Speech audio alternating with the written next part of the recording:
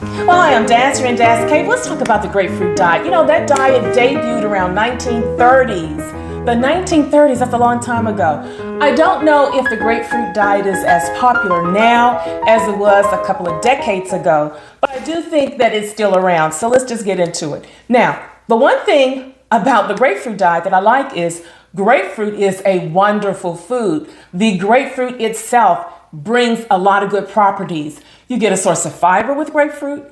It's about 88% water, so you get to eat it. You get this eating sensation and pleasure from eating something, but you don't get a lot of calories. And it's high in vitamin C, which is a powerful antioxidant, so it helps to protect our cells. So those are the good properties that I like about the grapefruit. So we're starting off on a good foot.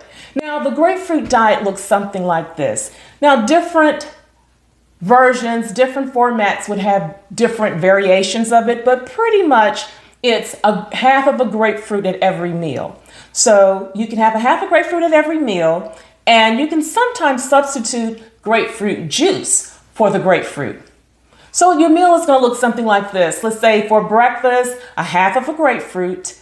You can maybe have a boiled egg on some berries. Those are very low in calories. And that could be breakfast and maybe some black coffee, as long as no cream or sugar. For lunch, another half of a grapefruit. You can go with a green salad. And so that's everything that's low calorie in that green salad. So your lettuce, whatever lettuce you choose, cucumbers, radishes. These are very low calorie items. And celery. So you can chop that all up with your onions. And you can add to it squeeze of lemon juice or a very low calorie salad dressing. That's your green salad. You can have some tuna fish with it, as long as that tuna fish was made with, low fat mayonnaise or something like that. And that would be your lunch. Dinner, you can have baked chicken, another green salad, and you could probably have some strawberries. And your beverages, again, probably some would go with a 0-calorie soda or herbal tea, black coffee. Those would be some typical plan of how you could work this diet. And it's really not scripted, but that would get you closer to those 800 calories. Now, the plan is very low in calories, leaning toward 800 calories. I don't recommend any plan that's less than 1,200 calories, preferably even up to 1,400 calories, because that gives you more room to move with and more things that you can do and not so restrictive. So anything that's that low in calorie, we would say a very low calorie diet, you can start slowing down your metabolism. And your metabolism can start slowing down even as soon as 3 days on a plan like that. Now, they are recommended, they are touting, stay on this 10 to 12 day detox plan with the grapefruit, and you can lose as much as 10 pounds. That's a good selling point. But it's not that practical, it's not that sensible in the long run if it's going to affect my metabolism. So that's something you want to keep in mind. So on this very low calorie diet, it's high in protein, it's high in fat, you definitely restrict your carbohydrates. I would not recommend as low as those 800 calories more than just maybe 2 days. And then I would up those calories about 500 so it can get you up to maybe 200 to 1,400 calorie range that I would prefer, which you can have more of a healthy diet with those many calories. And then add some of those carbs in there, as long as those carbs are whole grain carbs. So that would be oatmeal. We're talking whole grain oatmeal, corn, barley, whole wheat, those grains, brown rice, and stay away from the refined carbohydrates, which would be biscuits. Those wonderful biscuits with all that butter on it, pancakes, no. And we would stay away from, white bread and white flour products and a lot of pasta, et cetera, et cetera, et cetera.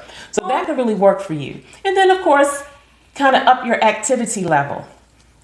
And you have to experiment sometimes. Like today, I'm going to experiment. I'm going to fix, after I do this filming, I want to fix date barley pudding. So that's what I'm going to treat myself to, because I like dates. So anyway, but I wanted to bring some of those things to your attention. Now, if you're really interested in losing weight and you need some help, I invite you to join the Elite Boss Group. I call it Elite Group because it's a small, intimate group where I work with you in a community and help you with up-close mentoring to really help you through some of those roadblocks that could keep you from moving forward, as well as teaching you a number of approaches to help you. I've worked with clients for decades, and I've learned a lot along the way, and I want to share that with you. Anyway, there's a link for that. So back to the grapefruit diet. The bottom line with the grapefruit diet is it's not a quick fix. It is not a quick fix. As a matter of fact, it may be detrimental as far as your weight loss journey if you're going to slow down and compromise your metabolism. The last thing we want to do is slow down our metabolism. As we get older, it's going to slow down in and of itself. We want to do everything we can to rev it up. And that would be activity and eating a healthy diet, so we don't have to go on these extreme plans.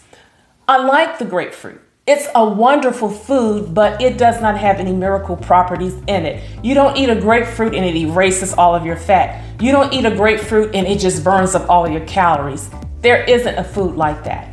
But there are some good properties that I've mentioned in the grapefruit. What really is working is if you were a person who were taking in 2,000 calories on the average and then you drop it down to 800 calories, or even if you dropped it down to 1,200 calories, you're going to lose weight because of the calorie deficit.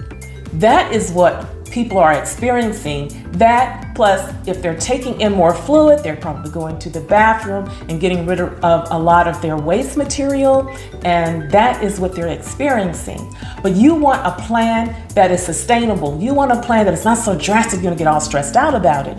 You want a plan that you can eat with your family and friends and still keep it healthy and keep it so that you are losing weight and you are sustaining that weight loss. That's what you want.